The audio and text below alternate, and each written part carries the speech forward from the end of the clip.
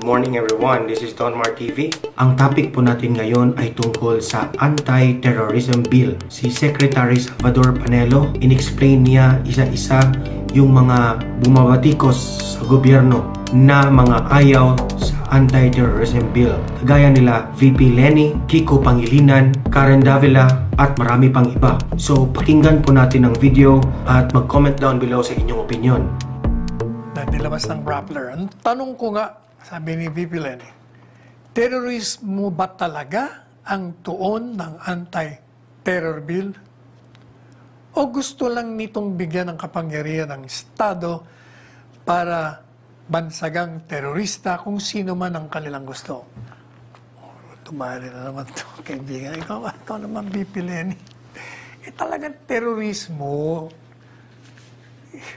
Basahin nyo kasi, sabi nga ni Senador Lacson, basahin nyo muna yung bill bago nyo kinokontra.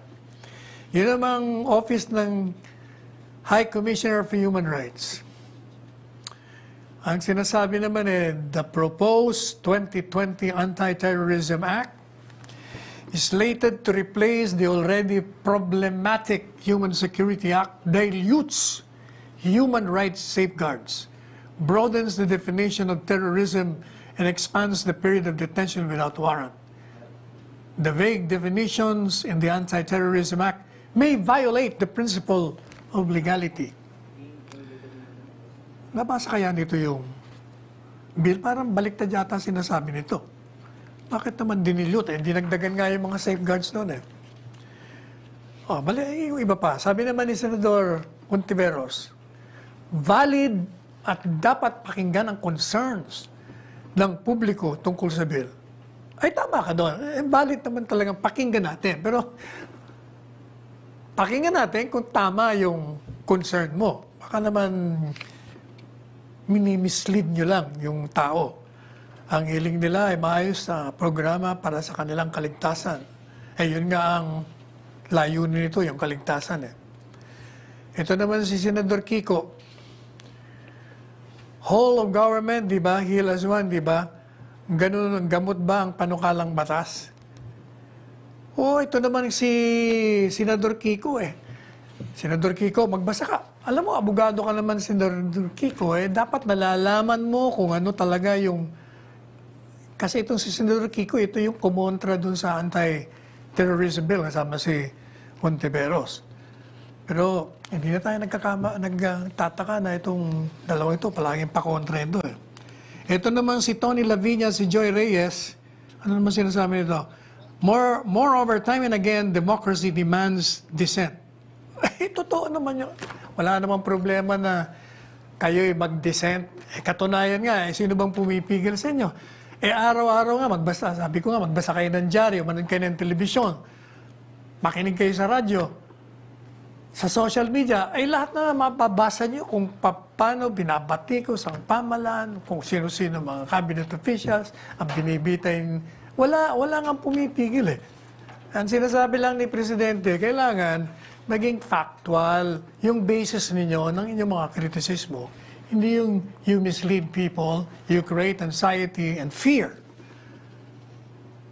Ito namang isa pa rin to, si Richard Haydarian. Because after all, even the best laws could be abused and weaponized by those who want to shut down. Tama ka doon. Lahat naman ng batas, kung gusto mong abusuhin, talagang inaabuso. Precisely, meron din ng mga batas na pag inabuso mo yan, ay mananagot ka. Pero hindi yan dahilan para kukontrahin mo itong anti-terrorism bill. Sino pa? Karen Davila. Meron ba itong sinabi si Karen? Appreciating evidence if there is an abuse or arrest a person is a power reserved for the courts. What makes the Anti-Terror Council dangerous is that they are allowed to appreciate evidence and thus designate suspected terrorists and order them arrested. Karen, kinig ka. Hindi naman tinatanggal sa hukuman Like, bago mo halimbawa, meron silang pinagsususpetsa ng mga terorista. Akala mo ba, ma-surveillance mo yan, ma-wiretap mo yan? Hindi. pupunta ka muna sa Court of Appeals. Hihingi ka ng permiso doon. Pangalawa, yung sinasabing magdidesisyon daw doon sa probable cause, yun ang nire-raise ng marami. Bakit daw tinanggal sa hukuman? Alam po ninyo, may kausap nga ako, hindi ko nababanggitin kung sino, may kausap akong isang dating justice. Ang sabi ko sa kanya, sa totoo lang, baka mas okay pa ito na mag-determine ng probable cause yung 5 o 6 na tao. Bakit kanyo? Kung judge lang magdidetermine, 1 tao lang yon. Pero kung 5 o 6, may kukontra sa'yo doon, kailangan unanimous. O di mas may safeguard ka pa nga. May mga abogado doon. Mga cabinet members, abogado rin eh. Kung ang miyembro doon abogado, kukontrahin ka doon kung wala namang probable cause. But, ganun pa man, meron din ng remedyo pero huwag natin pangunahin yung ating pagtatalakay. Babasahin mo natin yung mga kontra. Ito namang si Agot Isidro, ito namang artista. Ito, mahiling din itong pumasok ng mga kung ano-anong pinagsasabi rin ito. Only cowards are afraid of dissent. Sino bang takot sa dissent? Kaya, wala nga natatakot sa dissent eh. Kayo nga mga dissenters, sige ang banat ninyo eh. Pinapabayaan lang kayo. Wala naman kahit na isa, walang idinimanda sa inyo. Yung sinasabi nyo naman na dinimanda si Rappler, dinimanda si ganito, iba naman ang kasong yun. Yun yung lumabag sa batas at merong probable cause na tinignan ng isang prosecutor o piskal. Kaya, naisampa yung demanda. Tingnan nyo ito. Hindi ba isa sa mga masusugid na kritiko? Kadalasang kritiko ito. Si Ping Lacson, Senador Ping Lacson. Siya ho ang author nito. Ordinarily ito, babanat kung nakikita niyang maraming paglabat. Pero si Senador Ping Lacson, to his credit, naging Chief PNP, PMA graduate. Madalit sabi, sila ho talaga nakakaalam sa mga gawain ng mga kriminal, mga sindikato, yung mga terorista, may mga karanasan to. Kaya nga ho, sabi ni Senador Lacson, yung bill na yan, marami dyan ang kinopya namin sa mga makapangyarihang bansa na ganyan din ang kanilang batas, yung Australia, yung Estados Unidos. At sinasabi niya na maraming safeguards dyan. Yun nga ang tatalakayin natin mamaya. Inuuna lang muna natin yung mga pakontra. Sana nga daw, sabi ni Senador Lacson, sana yung mga kumukontra. Hindi kayo ang tamaan ng mga terorista. Kaya nga ito ginagawa natin. Para sa kumukontra at hindi kumukontra, kayo ang nilalayon ng batas na ito upang maproteksyonan. Sabi rin ni Senador Soto, ang mungkahi ko, basahin niyo muna kasi ang bill bago kayo nagre-react. Ang mga kukontra lang dyan, sabi ni Senador Soto, yung mga terorista at saka yung mga sumusuporta sa terorista. At saka doon sa mga natatakot sa panukalang batas. Di ba, sabi nga natin, yun din ang ating pananaw. Of course, sasabihin nila, hindi, dissenter kami. Exactly, dissenter kayo. Kaya you invoke the freedom of the speech and of the press. Wala namang pumipigil sa inyo. Kaya sinasagot nga namin yung inyong mga sinasabing nakakatakot na mga provision ng bill. Ang sabi naman po ni Secretary Delphine Lorenzana, we need this bill now because the threat that the terrorists will take advantage of the pandemic is very great. Yun ang sinasabi ko sa inyo. Ngayon nga ang delikado sapagkat nakafocus tayo rito sa pandemya eh. Pati yung mga pulis natin, mga sundalo natin, abalang-abala. Biro mo kung bigla na inatake. Hindi tayo handa. Kaya sabi niya, huwag kayong mag-alala kasi there are enough safeguards to the liberties of our people, that they should not be unduly subjected to this kind of threats they're alleging. Ang inquirer naman, ang sabi, the bill has been cooking in Congress for the past year.